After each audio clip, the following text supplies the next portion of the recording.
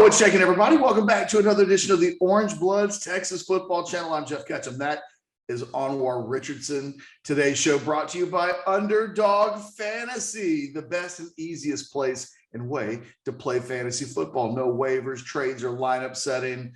There's no league management aspect after you draft. That's the key. This thing makes it easier for you. Sign up right now with the code that you see on the screen, the special Orange Bloods offer, and you get a free deposit match for up to $100 in bonus cash. The Pick'em games, which aren't available everywhere, but are available in most places, can win up to 20 times your money in one night.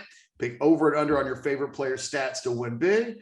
Pick between 2 and 5 players. It's real simple. It's the game Underdog Fantasy that lets you scratch that itch that you might have from time to time when you need a little action to enjoy the game a little bit better. Anwar, we got through the spring football weekend, and we were so focused on football itself that we haven't yet done a video on Texas picking up a couple of new commitments, both nationally ranked players, one DeSoto running back Trey Wisner, and the other Aldine Eisenhower athlete Ryan Niblett. Kind of surprising situations on both fronts. Let's start quickly with Wisner, because I want to spend a lot of time on Ryan Niblett in this video. Wisner, kind of a surprise. We've spent so much time talking about Rueben Owens over the course of the last 24 months or so. I mean, even you've interviewed him on the channel, which, oh, by the way, celebrated its first birthday in the last 24, 48 hours, depending on when you might be watching this video. Who knows? Maybe you're watching this video in 5 months and it was 5 months ago. But happy birthday, Orange Bloods. And we talked running back recruiting. They pick up Wisner, who Oklahoma thought they kind of had control of his recruitment for. And it's an interesting one, ranked number 110 in the nation nationally for rivals.com. I think one of the first reactions that a lot of people had, you tell me if this was yours as well, does that impact the recruitment of Rueben Owens any? Because usually you can get multiple big time running backs in the same class, but usually there's an alpha and then kind of there's a Batman and a Robin, and both of these guys kind of run into the Batman role a little bit with their recruiting profiles. What were your first thoughts when you heard the first commitment on Saturday night, which, if I'm not mistaken, would have been when we were on the air, which means you might have been saying, Ketch, don't ask me recruiting questions. I might not have watched on our live broadcast. So, Ketch, my first thought was Rueben Owens reaches out to Arch Manning and says, "You're still interested, right? This is still a possibility. This is still on the table, right? Because if that's still on the table, I'm still messing with Texas, right?" So I wasn't too overly concerned. I don't think it's uncommon to have elite guys coming in one class. I think the one thing, Ketch, we've seen from Sarkisian, especially when you look at that offensive line class, they're not afraid to stack talent. Like, they're not afraid to say, okay, you're going to bring in a bunch of alphas and just let them compete. You look at the defensive line, kind of the same thing, Ketch, what we saw. So not uncommon for that to happen. I think if you're Steve Sarkisian, you also have to safeguard yourself just a little bit. As much as you want Rueben Owens, and as great as that sounds, and we know the kind of impact that he has or can have, you can't put all your eggs in one basket. You just can't hope that this one guy comes, and then if he doesn't, then you're kind of screwed. Like, if you have a guy who's as good as this guy is, and he's ready to commit, you take it. Like, you absolutely take it. Like, because, Ketch, the difference. There are offers and then there's committable offers, right? And then there's the guys that get offers. Like, there's programs that throw out 400 offers in a year. And then there's what they consider committable offers, which means is when you're ready to commit, we'll take you. He clearly had a committable offer. They weren't trying to slow play him, and he was ready to go. And so, at that point, Ketch, you take him. It's interesting. I think, first of all, let's just start with maybe the most important point to be made, which is when it comes to recruiting skill talent, Steve Sarkisian is always going to have an army of really good skill players. I think we're starting to get a profile of what they might look like. And I think Ryan Niblett, who we'll talk about in a little bit, you start talking about speed, and you start to see a trend of what Sarkisian is looking for in prospects. So I think we've got the profile of guys that they'll want, but they're going to have, I think, great running backs talent, great wide receiver talent, great tight end talent, great quarterback talent. That part, that's like the thing I feel most certain about with Steve Sarkisian during his tenure at Texas. Now, they still got to go out and get more offensive linemen like last year, but that was a good sign. And then defensively, they've got to prove that they can beat Alabama for, I think, the highest of the elite recruits. That was a really good class a year ago. And they beat Alabama for a guy like Justice Finkley. But in terms of the highest of the high profile guys, and there's a lot of those in state this year, I think there's still some questions about consistently being able to recruit that talent. Clearly, offensive skill personnel are more excited about Sarkisian in Austin than any other thing. And it makes sense. I am really curious about how this impacts the recruitment of Owens, if any. Maybe it doesn't, but it is the thing that crossed my mind. Trey Wisner, a national top 100 running back. I don't think he's not in the same tier as Rueben Owens, but he's really close. And I was looking at the 33 running back prospects that Texas has signed basically since 2002, the modern era of Rivals recruiting. And I'm surprised by how much I haven't noticed how often they've only had one running back per class. I mean, Stan Drayton was practically a professional one running back per class kind of a guy. You had Jonathan Brooks in 2021. You had Bijan in 2020. You had Darian Brown in 2019, which, boy, his loss really sticks out when you think about not being able to get him on campus and not having a backup to go along, or just a partner in crime to go with him. Keontae Ingram and Keontae was the only guy in 2018. I know you'll remember that because that started the stretch of, but then year by year by year, there's a year where they got Toneel Carter and Daniel Young, but neither of those two guys, Toneel Carter was kind of in the tier where I think we would talk about Trey Wisner, but Daniel Young wasn't. And then you look at 2016, they took one, 2015, they took two, but it was Kirk Johnson and Tristan Houston. And Chris Warren. Yeah, I remember Chris Warren, but not guys, and that's the most in any class, but not guys that really, I think, would scare each other in recruiting.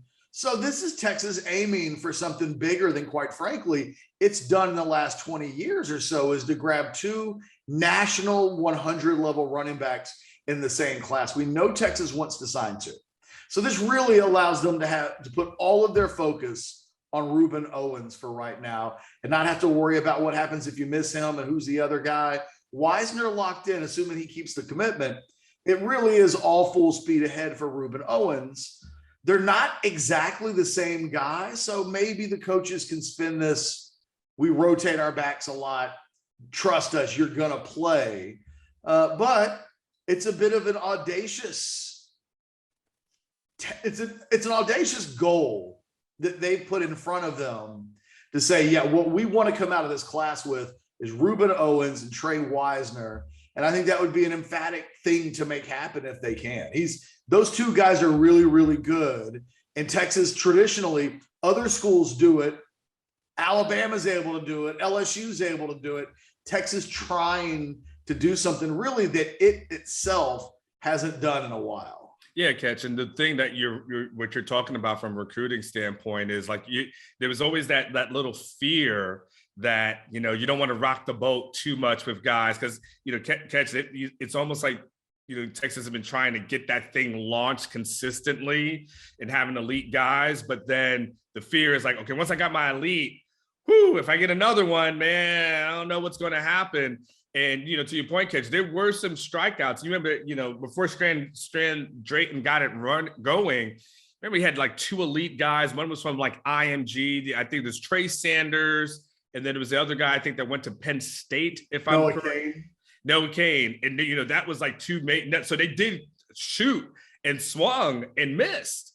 And, and so there was a little bit of a conservative approach after that. It's just, it was just like, get your guy and call it a day. And what Sarkisian is doing is he's, to your point, he's stacking talent, and he's saying, if you want to come here, that's great, but we're going to go after the lead of the lead. It goes back to Catch, something that Sarkisian had talked about, I think as relates to the offensive line, but I think it's pretty applicable in other areas that we're seeing, where he feels like, hey, they have guys that they want, that they feel like can commit at any moment, but that's not who they're shooting for. There's an elite tier that they want to go after first, and they're willing to settle second. What we've seen before, sometimes Catch is just settling for whoever, wants to say hello to you. It's kind of has been a little bit of, the first girl that wants to go to the prom, that's the girl I'm going with, as opposed to saying, I'm going after, the head cheerleader. Sark is like, we're going after the elite of the elite, and we'll get to the other guys. Those guys will be there. We're going to go after the top guys first. And, it so far has been working for them in recruiting. Wisner's an interesting guy for me because he was playing at Waco Conley High School through his junior football season and basketball, if I'm not mistaken. And first of all, a little bit of a history lesson, Anwar. I am from Waco originally. Like, I was born in Waco, lived there till I was 10. So I follow the football in Waco. Like, I see what's happening in like my own hometown, Austin McCallum High School, Cedar Park High School. And then I'll look to see what's going on in Waco. And I've always before Chip and Johanna were famous, it was you, Geoff Ketchum, carrying the legacy of Waco, is what you're saying. No, not at all. I don't know who the legacy carrier was. We know what the legacy was. A lot of crazy. Definitely not claimed, though, by anybody. And Conley High School has a history of producing really good talent that just doesn't make it at the next level. And I can't put my finger on it and tell you if it's something like socioeconomic related or there's I don't know. Like, I don't know why kids that come out of Conley have struggled to make the jump to major college football, but it hasn't happened a lot. And it was one of the questions I had about this guy, because I'd watch him on tape and I would go, he's really athletic and he's really talented, but he's clearly the best player on the field that he's playing against. And I don't see a guy being tested. And I found myself wondering, how good is he really? Well, he transferred to DeSoto in the offseason, and now he's playing for one of the best and most consistently really good high-level 6A programs in the entire state. And I'm like, oh, wow, okay, he's going to be on the same offense as Johntay Cook this season. Won't that be fun? And they'll be playing against the big boys. And I think we'll get a real look at just how good Wisner is, because it'll be a little more apples to apples. And before he even committed to Texas, I was kind of like privately excited to see exactly what that translates to for him or not, because he's a guy that I think can climb into the higher levels of the rankings. I think the question about competition is one of the things that might be holding him slightly back, and that won't be a question this fall. Oh, by the way, he is on the same team with Johntay Cook. That doesn't hurt Texas in their pursuit of Cook. Just another mental note to file away is Texas playing checkers or chess in recruiting? This does, you would think, help them with another target from that same school that they really are interested in. And so I'm looking forward to seeing this kid participate in a program that just gives us a little bit better, because the running back position misses a lot. Yeah. The guys that don't miss at running back are the guys, quite frankly, like Rueben Owens. It's guys with big 5-star profiles. Those guys hit. Yeah. It's when you go below that, a 4-star running back from the state of Texas has generally not been worth a lot.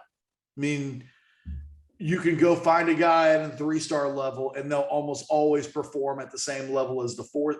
I've really found myself questioning. It's one of the reasons why I found myself asking about Trey Wisner. He's not in that Rueben Owens territory. He's in this territory of the ranking where for the last 20 years, we've just been getting him wrong a lot. So I just want to see more of him to get a sense for who he really is. Where's Wisner in your LSR rankings, Catch? Well, they're so damn old. I'm literally, the goal is to update them this week. Okay. I've got three positions that I still have to go. Ironically, I saved the offense last. So I've got quarterbacks, running backs, and receivers are the last position groups that I have to evaluate. If we look at where I had him going into last fall, I know he was ranked really high. Okay. I had him at 14th in the state.